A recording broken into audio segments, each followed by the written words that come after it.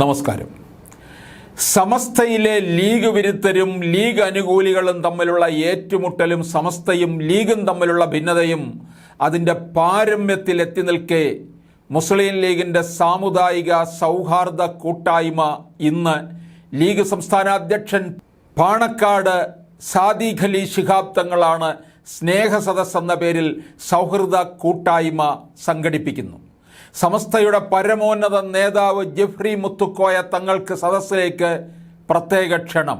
League അധ്യക്ഷൻ്റെ ക്ഷണം സ്വീകരിച്ച് ജിഫ്രി തങ്ങൾ സ്നേഹസദസ്സിനെത്തിയാൽ ലീഗിനും സമസ്തയ്ക്കും ഇടയിലുള്ള ഭിന്നത പരിഹരിക്കാൻ സഹായകരമാകുമോ എന്നാണ് ഏവരും ഉറ്റുനോക്കുന്നത്. സമസ്തയ്ക്കൊപ്പം മുസ്ലിം സമുദായത്തിലെ മറ്റ് സംഘടനകൾക്കും സാദിഖ് അലി തങ്ങളുടെ സ്നേഹസദസ്സിലേക്ക് ക്ഷണമുണ്ട്. കഴിഞ്ഞ ദിവസം 60-ാം പിറന്നാൾ ആഘോഷിച്ച സാദിഖ് അലി തങ്ങൾ ലീഗ് അധ്യക്ഷൻ എന്ന നിലയിലും സമുദായത്തിലെ ആത്മീയ നേതാവെന്ന നിലയിലും സ്നേഹവും ഐക്യവും ഊട്ടിയുറപ്പിക്കാൻ ഉതകുന്ന പുതിയ പരിപാടിക്ക് തുടക്കമിടുകയാണ്. ആ ഉദ്യമത്തിൽ ആദ്യം ഐക്യം കൊണ്ടുവരേണ്ടത് പാർട്ടിയുമായി പൊക്കിൾക്കൊടി ബന്ധമുള്ള സമസ്തയ്ക്കും ലീഗിനും ഇടയിലാണെന്ന അഭിപ്രായം ശക്തമാകുന്നുണ്ട്. സമസ്തയിലെ ലീഗ് വിരുദ്ധർക്കെതിരെ കർശന നിലപാടെടുക്കുമ്പോൾ തന്നെ പാർട്ടിക്ക് പിന്നിൽ അണിനിരക്കുന്ന അടിസ്ഥാന വിഭാഗത്തിൻ്റെ സംഘടന എന്ന നിലയ്ക്ക് സമസ്തയെ പരിഗണിക്കണമെന്ന അഭിപ്രായവുമുണ്ട്.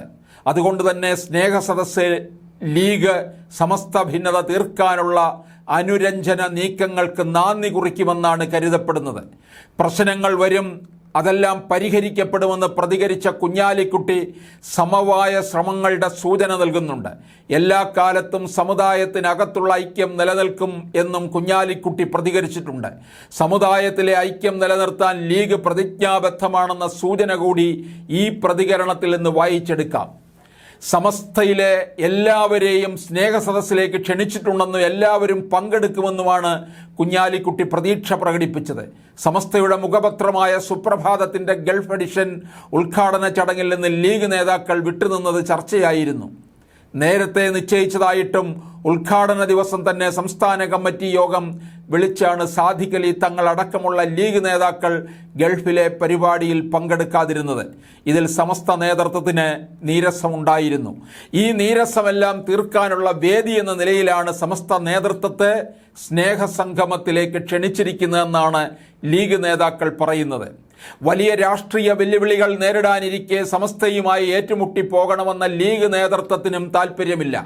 എന്നാൽ സമസ്തയിലെ ചിലർ പാർട്ടി വിരുദ്ധരുടെ കോടാലി കൈയായി മാറുന്നുവെന്നാണ് ലീഗ് നേതാക്കളുടെ പരാതി. മുസ്ലിം ജനസാമാന്യത്തെ പ്രതിനിധീകരിക്കുന്ന പാർട്ടിയായ ഇന്ത്യൻ യൂണിയൻ മുസ്ലിം ലീഗുമായി ഭിന്നിച്ചു പോകുന്നത് സംഘടനയ്ക്ക് ഗുണകരമല്ലെന്ന് കരുതുന്നവർ സമസ്ത നേതൃത്വത്തിലുണ്ട്. ഭിന്നത മൂർച്ഛിപ്പിച്ച് നേട്ടം കൊയ്യാൻ കാത്തിരിക്കുന്ന CPMന്റെ കെണിയിൽ വീണാൽ സമസ്തയിൽ വീണ്ടും ഒരു പിളർപ്പുണ്ടാകുമോ എന്നവർക്ക് ആശങ്കയുണ്ട്. 1989 സമസ്തയിൽ ഏറ്റവും ഒടുവിൽ പിളർപ്പുണ്ടായത്. ഈ പിളർപ്പിനെ തുടർന്നാണ് കാന്തപുരം അബൂബക്കർ മുസ്ലിയാരുടെ നേതൃത്വത്തിൽ പുതിയ വിഭാഗം രൂപം കൊണ്ടത്. അങ്ങനെയാണ് മുസ്ലിം സമുദായത്തിൽ 2 സുന്നി സംഘടനകൾ ഉണ്ടായത്. പഴയ പിളർപ്പിൻ്റെ മുറിവുകൾ ഇനിയും ഉണങ്ങിയിട്ടില്ലാത്തതിനാൽ പുതിയൊരു പിളർപ്പ് കൂടി താങ്ങാൻ സംഘടനയ്ക്ക് ശേഷിയില്ലെന്നാണ് സമവായ നീക്കം വേണമെന്ന് വാദിക്കുന്നവർ പറയുന്നത്. സമസ്തയിലെ ആഭ്യന്തര പ്രശ്നങ്ങൾ പരിഹരിക്കുന്നതിനൊപ്പം സമസ്തയ്ക്കും മുസ്ലിം ലീഗ് പാർട്ടിക്ക് ഇടയിലുള്ള പ്രശ്നങ്ങൾക്കും പരിഹാരം വേണമെന്നാണ് പൊതുവിൽ ഉയരുന്ന ആവശ്യം. നേരത്തെ നടത്തിയ സമവായ ശ്രമങ്ങളൊന്നും ഫലപ്രാപ്തിയിൽ എത്തിയിട്ടില്ലെങ്കിലും വീണ്ടും അത് തുടരുക തന്നെ വേണമെന്നാണ് പ്രശ്നപരിഹാരത്തിന് വേണ്ടി ആഗ്രഹിക്കുന്നവരുടെ നിലപാട്. ഐക്യശ്രമങ്ങൾക്ക് വേണ്ടിയുള്ള മുറവിളി ഉയരുമ്പോഴും ആര് മുൻകൈയെടുക്കുമെന്ന കാര്യത്തിൽ ഇപ്പോഴും വ്യക്തതയില്ല. എന്നാൽ സാദിഖ് അലി തങ്ങൾ സംഘടിപ്പിക്കുന്ന സ്നേഹസദസ്സിലേക്ക് ക്ഷണം സ്വീകരിച്ച് സമസ്ത അധ്യക്ഷൻ ജിഫ്രി മുത്തുക്കോയ തങ്ങൾ എത്തുകയാണെങ്കിൽ അവിടെ വച്ച് തന്നെ സമവായ ശ്രമങ്ങൾ തുടങ്ങുമെന്ന് കരുതുന്നവരുണ്ട്. നേതൃത്വം ഒരുമിച്ച് ഒറ്റക്കെട്ടായി പോകാൻ തീരുമാനിച്ചാൽ അകത്തും പുറത്തും നിന്ന് ഭിന്നത ഉണ്ടാക്കാൻ ശ്രമിക്കുന്നവർ ദുർബലരായി പോകാനാണ് സാധ്യത.